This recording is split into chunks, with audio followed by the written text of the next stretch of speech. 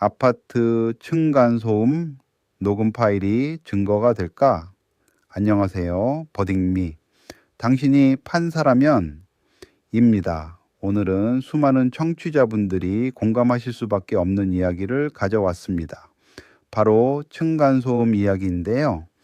그런데 이 사건 조금 다릅니다. 2년 동안 574번 누군가 그 횟수만큼 녹음 버튼을 눌렀습니다. 과연 그 녹음 파일들이 법정에서 증거로 인정될 수 있을까요? 그리고 법원은 과연 그 소리들을 직접 들었을까요? 2021년 3월 15일 밤 11시 47분이었습니다. 서울의 한 아파트 34살 김민지 씨는 침대에 누워 천장을 바라보고 있었습니다. 눈물이 볼을 타고 흘렀어요. 위층에서 또다시 쿵쿵거리는 소리가 들려왔거든요. 이사 온 지 겨우 2달, 그 사이 민지 씨는 이미 12번이나 위층 초인종을 눌렀고 5번 문자를 보냈으며 3번이나 관리사무소에 민원을 넣었습니다. 그런데 위층 박철수 씨, 나 2살는 매번 똑같이 반응했어요. 애들이 뛰는 건데 어쩌라는 거냐? 그리고 문을 닫아버렸습니다. 그날 밤 민지 씨는 결심했어요. 휴대폰 녹음 버튼을 눌렀습니다. 그렇게 2년이 흘렀습니다. 그 2년 동안 민지 씨가 만든 녹음 파일은 총 573개였어요. 새벽 1시에 무거운 물체 끄는 소리, 오전 6시 30분에 규칙적인 쿵쿵거림, 밤 10시 이후 아이들 뛰는 소리. 민지 씨는 여기서 멈추지 않았습니다. 엑셀 파일을 만들어 날짜, 시간, 소음 유형, 지속 시간을 하나하나 기록했습니다. 회사에서 돌아오면 녹음 파일을 듣고 주말에는 데시벨 측정 앱으로 수치를 쟀어요. 그러면서도 밤에는 수면제 없이 잠들 수 없었습니다. 2022년 11월 민지 씨는 한국환경공단에 층간소음 측정을 신청했습니다. 결과는 충격적이었어요. 3차례 측정해서 모두 법적 기준치를 초과했습니다. 야간 시간대, 그러니까 오후 10시부터 오전 6시 사이의 소음이 52dB에서 무려 68dB까지 측정된 거예요. 법적 기준이 43dB이니까 최대 25dB나 넘어선 겁니다. 그 결과지를 들고 위층 문을 두드렸을 때 박철수 씨 아내의 대답은 간단했습니다. 공단 측정도 하루 이틀 온 거잖아요.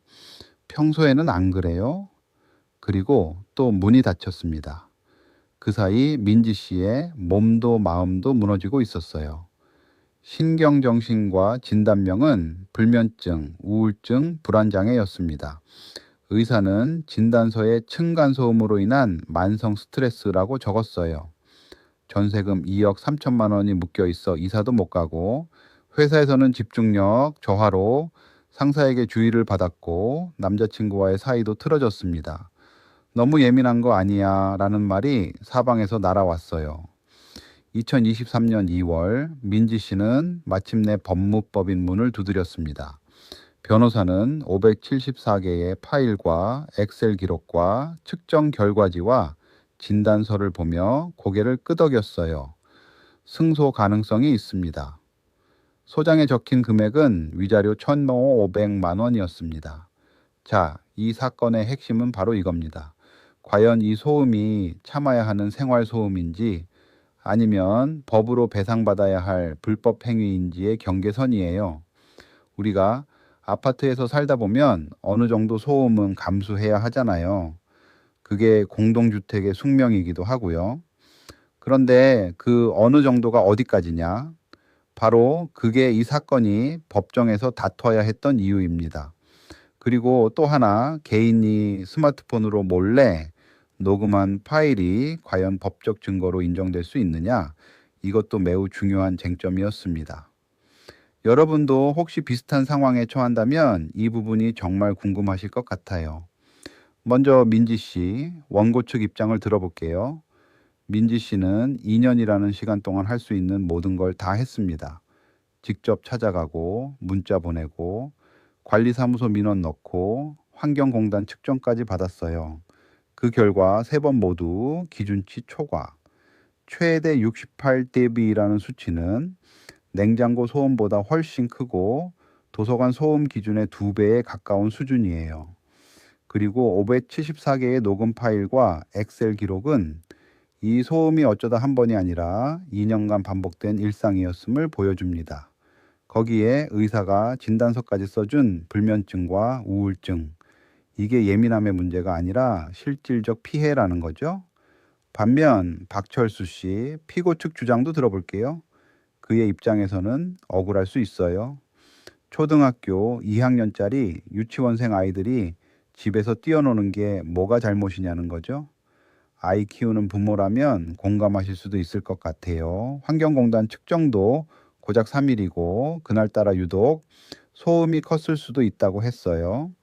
같은 아파트 다른 층 주민들은 아무도 불만 없다는 점도 내세웠고요. 무엇보다 공동주택에서 아이를 키우는 건 당연한 권리이고 소음을 완전히 없애는 건 불가능하다고 주장했습니다. 답변서에는 원고는 지나치게 예민한 사람으로 보인다는 문장이 들어갔어요. 여러분은 어느 쪽 손을 들어주시겠습니까? 지금 버딩미 블로그에서 직접 투표해 보실 수 있습니다. 원고 손을 들어주실 건지 피고 손을 들어주실 건지 여러분의 판단을 남겨주세요. 투표에 참여하신 후에 실제 판결 결과를 확인하실 수 있습니다. 과연 법원은 573개의 녹음 파일을 어떻게 봤을까요? 지금 바로 참여해 보세요. 자, 드디어 실제 판사는 어떤 결정을 내렸을까요? 2023년 9월 14일 선고기일 판사가 판결문을 읽기 시작했습니다. 피고는 원고에게 1,200만 원을 지급하라. 법정이 술렁였어요. 민지 씨 측이 청구한 1,500만 원에서 300만 원이 줄긴 했지만 명백한 원고 승소였습니다. 판결문에서 가장 눈에 띄는 부분은 녹음 파일에 대한 판단이었어요. 법원은 573개의 파일을 매우 설득력 있는 증거로 평가했습니다. 그리고 결정적인 판단을 내렸어요. 층간으로 전달되는 소음은 공개된 소리이기 때문에 이를 녹음하는 것은 적법하다는 것입니다. 사생활 침해가 아니라는 거죠. 법정에서는 실제로 574개 파일 중 20개를 무작위로 골라 재생했는데요. 어떤 파일은 25분 동안 소음이 계속됐어요. 방청석 사람들도 인상을 찌푸렸다고 합니다. 법원은 민법 제750조, 쉽게 말해 남에게 고의나 과실로 손해를 끼치면 배상해야 한다는 규정에 따라 불법 행위가 성립한다고 봤어요. 아이를 키우는 권리는 인정하지만 그것이 이웃에게 참을 수 없는 고통을 주는 것까지 정당화할 수는 없다고 판시했습니다.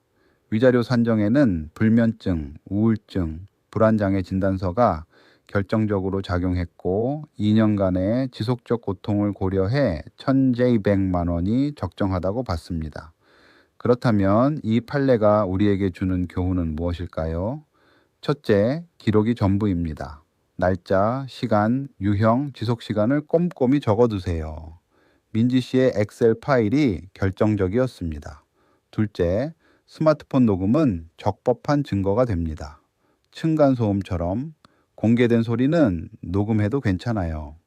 셋째, 환경공단 소음 측정을 꼭 신청하세요. 무료로 신청할 수 있고 객관적인 수치가 법정에서 힘을 발휘합니다.